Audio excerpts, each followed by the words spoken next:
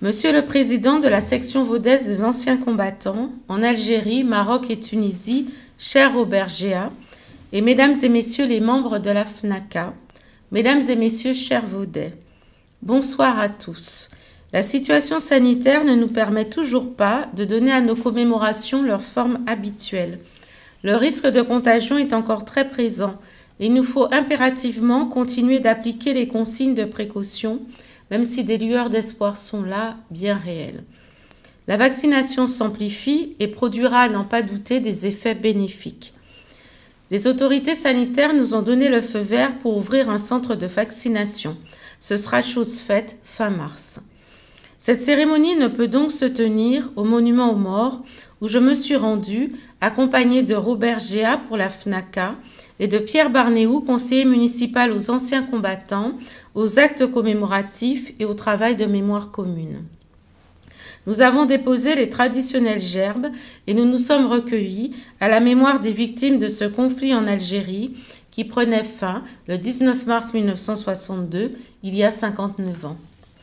La loi de décembre 2012 que j'ai votée alors que j'étais députée de notre circonscription instaure le 19 mars comme la journée nationale du souvenir et de recueillement à la mémoire des victimes civiles et militaires de la guerre d'Algérie et des combats en Tunisie et au Maroc. Alors, malgré quelques nostalgiques de l'OAS ou de l'extrême droite, l'histoire a retenu cet accord de cessez-le-feu, signé à Évian et entré en vigueur le 19 mars 1962 comme l'acte officiel qui mit un terme à la terrible guerre d'Algérie. Aujourd'hui, comme tous les 19 mars, Vaux-en-Velin se souvient avec émotion de 4 de ses fils dont les noms sont gravés pour toujours sur le monument aux morts vaudais de toutes les guerres. 4 Vaudais fauchés en pleine jeunesse. Georges Barthélemy, René Bellecombe, François Boisson, Gérard Movsessian. Leurs tombes ont été fleuries.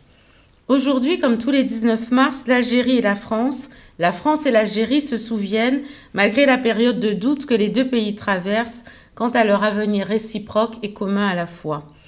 Nos deux pays se souviennent et honorent le souvenir des 30 000 morts français, dont 13 000 jeunes appelés du contingent qui périrent de 1954 à 1962. Nos deux pays se souviennent et honorent la mémoire des 400 000 victimes algériennes. Nos deux pays se souviennent des souffrances, des drames, des deuils dans les familles.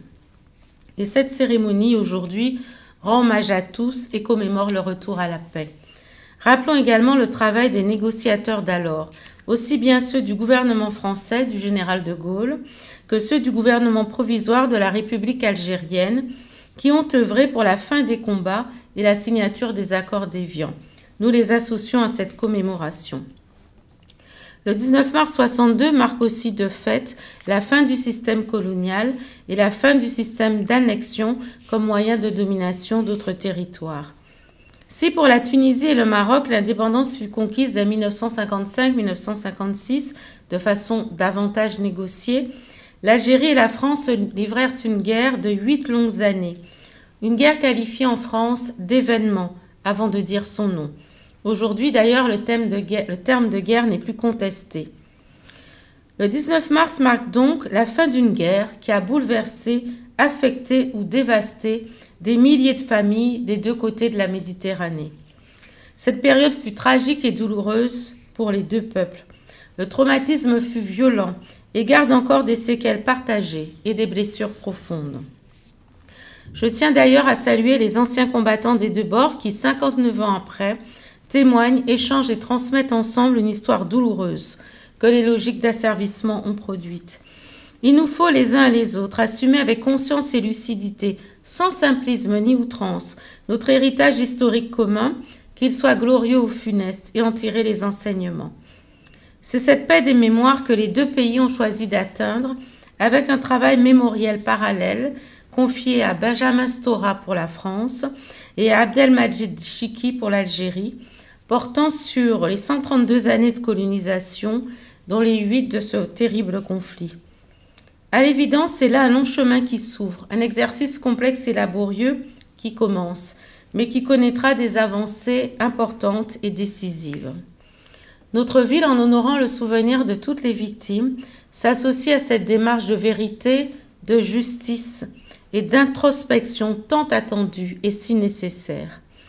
Alors que se profile en 2022 le 60e anniversaire de la fin du conflit et de l'indépendance de l'Algérie, ce travail engagé contribuera à une meilleure compréhension historique et à renforcer les liens d'amitié et de fraternité indéfectibles entre les deux peuples. Je vous remercie de votre attention. Madame, Messieurs les porte-drapeaux, Mesdames, Messieurs, ce 19 mars 2021 se déroule cette année encore dans des conditions que nous aurions souhaité voir disparaître rapidement. La Covid est solide. Merci à toutes celles et tous ceux qui luttent contre cette pandémie. Merci tout particulièrement aux soignantes et soignants qui connaissent des moments difficiles.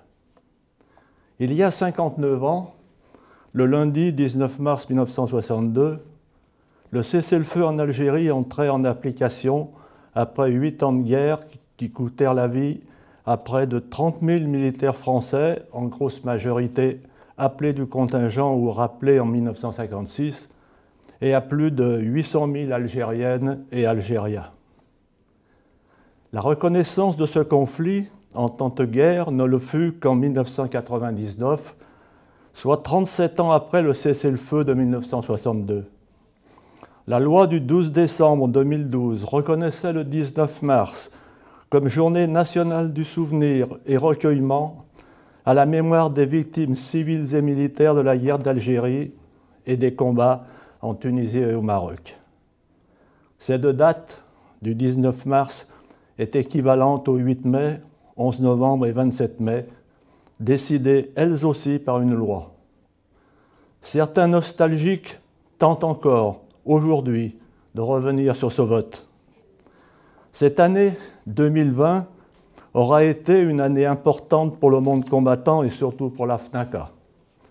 Pendant 3 ans, nous avons maintenu la pression pour obtenir enfin la nomination d'un interlocuteur ministériel spécifique pour les anciens combattants, suite à la promesse faite depuis 2017 par M. Macron. La nomination le 6 juillet 2020 par le président de la République de Mme Geneviève Darrieussecq comme ministre déléguée à la mémoire et aux anciens combattants prouve que nous avons eu raison de maintenir et de relancer sans cesse cette revendication.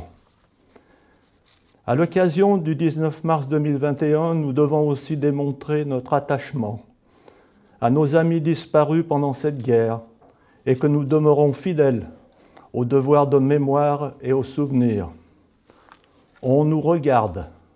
60 ans après, la guerre d'Algérie revient sur le devant de l'actualité avec le rapport sur la colonisation et la guerre d'Algérie remis par l'historien Benjamin Stora au président de la République le 20 janvier dernier. Nous y reviendrons, car des décisions sont attendues que nous aurons à juger le moment venu en notre qualité d'acteurs de ce conflit. Nous avons une pensée particulière pour nos 4 amis vaudais morts en Algérie. René Bellecombe, Francis Boisson, Georges Barthélemy, Gérard Novsessian, dont nous avons, avec la municipalité et comme nous le faisons chaque année, fleuri les tombes hier matin. Nous ne les oublions pas. Leurs noms sont inscrits sur le monument aux morts de notre ville. Un hommage aussi à notre ami Julien Matteo, porte-parole de la FNACA pendant des années, qui est décédé le 9 novembre dernier. Nous avons hier déposé une plaque souvenir sur sa tombe au cimetière des Brosses. Soyons vigilants. La flamme du souvenir ne doit jamais s'éteindre. C'est notre génération, et notamment les appelés du contingent, qui ont permis l'échec du putsch des généraux à Alger en 1961. L'État doit nous exprimer sa gratitude et sa considération dans le cadre de la mémoire, du souvenir, du recueillement envers la 3e génération du feu. Regardons notre histoire avec lucidité. Tirons les leçons du passé dans le respect de toutes les mémoires, avec esprit de tolérance. Construisons un monde de paix, de solidarité, du vivre ensemble. Vive la République, vive la France.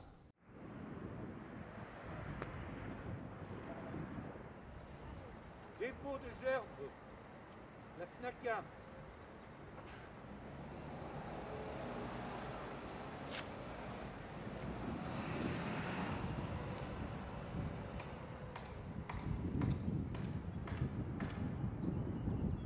De l'UFAC.